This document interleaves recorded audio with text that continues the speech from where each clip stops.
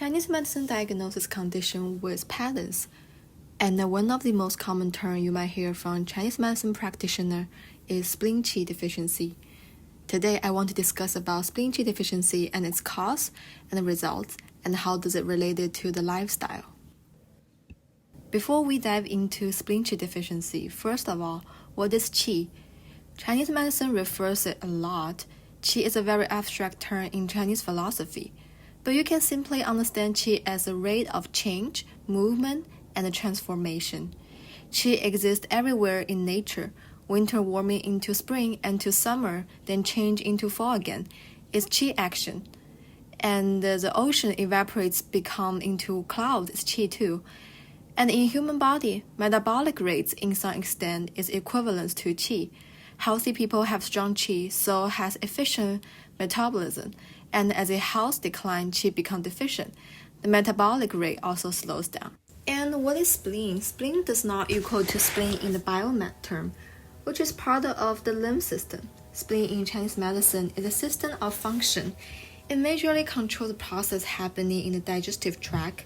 So the main area regulated by spleen starts from the mouth all the way to the intestines. A metaphor I like to use for spleen's action is a distilling process. Food and drink enter the stomach, and the spleen's function distills and extracts the essence from the food ready for body to use. A weakened spleen system reflects on a weaker absorption of nutrients and further leads to other digestive issues. So when you get diagnosis from Chinese medicine doctor saying you have spleen QI deficiency, that not necessarily means you have a spleen organ dysfunction in biomed. It just means your digestive function and absorption need some improvement. Spleen in Chinese medicine have three major functions. First, transformation. As I mentioned earlier, spleen transforms food we ingested into form easily for body to absorb and use. Therefore, spleen is thought to be a main source of energy. Secondly, spleen plays an important role in water metabolism. Spleen does not only transform solid food nutrients, but also all the liquid we drink. A poor spleen will not be able to fully transform liquid into vapor, so the liquid can accumulate and cause excessive dampness, and even become pathogenic phlegm blocking the lymph system. Eventually, this can cause digestion and circulation issues. Lastly, it also has the function of holding and lifting. Just like a distilling machine, spleen's force is moving things upwards. So when spleen qi is deficient, organ and body fluids will not be able to hold in its place. Now, if you're curious about whether you have spleen QI deficiency or tendency for it, here are the spleen QI deficiency signs and symptoms I listed corresponding to its functions. You can maybe self-check to see if some of these apply to you. Since spleen QI deficiency is such a prevalent pattern in the modern society, these symptoms are also very commonly seen. If transforming food function is impaired, food will not be able to digest it properly, but deposits in the body as unwanted fluid and fats. Therefore, you can have low appetite, gas, bloating, weight gain, especially at the waist and lower body. Other symptoms can be after meal fatigue, craving for sweets. And if water metabolism function is weakened due to spleen QI deficiency, our lymph system will be under a lot of stress and unable to excrete excessive fluids out. The signs and symptoms can be weight gain, weight fluctuating a lot within a short period of time because it's all water, edema, puffiness at lower eyelid, phlegm, heavy lymph, or foggy mind. If holding and lifting action is not working, there might occur some diarrhea, loose stool, also bruise easily. That is caused from without the holding action, blood cannot be held properly in the vessel. Other symptoms might be prolapse, hemorrhoids, hernia. In women, copious discharge, early menstruation is common things to see in spleen QI deficiency pattern. Why spleen QI deficiency becomes such a general issue now? It is because of the modern lifestyle we adapted into. Three major causes of spleen QI deficiency is poor eating habit, sitting, and overthinking. Let me explain that. Poor eating habits includes overeating or being on any strict diet for a long period of time, eating irregularly, eating highly processed food, or food with preservatives. Another thing people would not think of easily is eating food against the season. Unlike the old time when all the fruits and vegetables harvest in certain season and people eat differently along the season, nowadays we have access to all fresh product all year round. You can eat watermelon and strawberry in the winter and pumpkin in summer. This is not good because body status actually change with the season and needs certain food accordingly. Sitting for a long period of time is another factor weakens the spleen constantly. People nowadays all work in front of the desk and sit still for long without any movement. And the lack of movement can cause a chi stagnation and blocking all the movement and transformation action of spleen. Also, the high stress lifestyle and overthinking mood nowadays can tax hardly on the spleen, especially when the person ruminates while eating. A good example of this is waking up in the morning, start to be stressed out about the day already, and then grab a breakfast in rush to eat on the way. If this thing sounds very familiar to you, your spleen system might be taxed hard already. Chinese medicine always views things holistically. A poor digestive function usually is not just about spleen itself.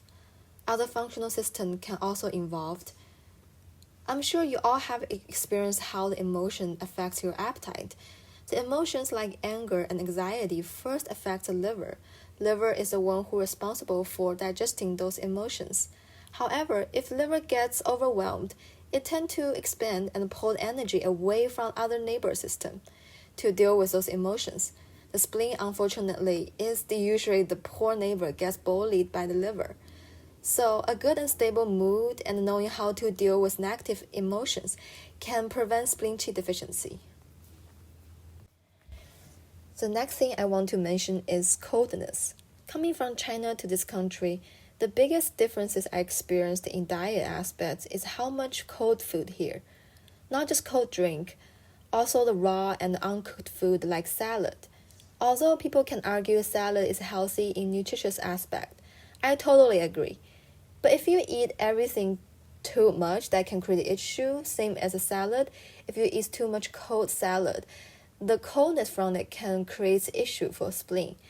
Spleen system naturally favors warmth because just like distilling process needs heat for evaporation to happen, spleen needs the under heat for transforming the food essence. Too much coldness will stop or slow down the spleen's motion. Other than cold and raw food, the coldness can also enter externally. If someone exposed to cold environment without any protection, the coldness can enter from the skin to the channel and then travel deep to spleen system internally. Spleen QI deficiency due to coldness is actually very common in warm Southern California. Super ironic, coldness can exist even in warm weather. People here have no awareness of it, so they go to the beach with barefoot and expose themselves to wind and cold water without any protection or layers. The coldness therefore can sneak in the body without them knowing. Also, overworking, overexertion, and taxation can cause kidney yang deficiency and then lead to coldness under the spleen. Kidney yang in our body is like the stove under the water pot. When the fire is extinguished, the water stops evaporating. Kidney yang is another topic I would like to talk in the future, but today we're going to focus on the spleen. How to prevent and reverse spleen QI deficiency with daily actions? I'm sure you kind of already know the answers. Actually, the most important thing is having a fixed eating schedule, not skipping the meal as your habits. Then I want to mention is a proportion for each meal: rich breakfast, nutrient lunch, light dinner. I would recommend breakfast and lunch can each contribute 40% of total calorie intake of the day. If you're really craving for like fatty or sweet food, some pastry, you can arrange them in your breakfast or lunch, but not in dinner. The dinner should only take 20% of total calorie intake. Of course, eating homemade food whenever you can is a bad thing, and also you should enjoy a variety of whole food. Another thing is no food or snack within 2 hours before bed, because the nighttime is when your body chooses to rest. And if you force them to wake up and work for you, of course they're not getting enough rest and they become QI deficient. Then avoid eating while working or in a hurry. Cook and prepare the food, limit raw and cold food intake. Of course you can enjoy some sashimi or salad, but not too often, like just once a while, because if you already have spleen qi deficiency, it's only gonna make it worse. But once a while, it's fine. Then eating accordingly to the season. The last thing I want to mention is the moderate exercise. Move your body. This can help stimulate spleen's awakening and the movement for transformation. Another thing I want to recommend for spleen qi deficiency is food therapy. Just because our spleen is so closely related to our digestion system, all the food we take into our body affects the spleen directly. So food therapy is a really good way to correct qi deficiency of spleen. Here I have a recipe called spleen strengthening porridge. All the ingredients here are actually Chinese herb, but also food, and then they're all good for the spleen. So the ingredients here are 1 teaspoon of foxnut seeds, the Chinese name is 芡实, 1 teaspoon of job's-tear seeds, 薏苡仁, half stem of Chinese yam, Chinese name is 山药, and 7 to 8 Chinese dates, 3 pieces of ginger, and 1 cup of white rice or millets, or mix of both. Then add extra 7 cups of water. So just mix all ingredients together, and if you have a rice cooker, you can just set into porridge mode. If not, you can use instant pot or regular pot to slow cook it, and then usually the next day when you wake up, you can enjoy it as your breakfast. All the ingredients are super easy to find in any Asian market like 99 Ranch or H Mart. I hope you can try it and then let me know how it tastes. It should taste really delicious. Its taste is very sweet, and then you will feel very nourishing from it.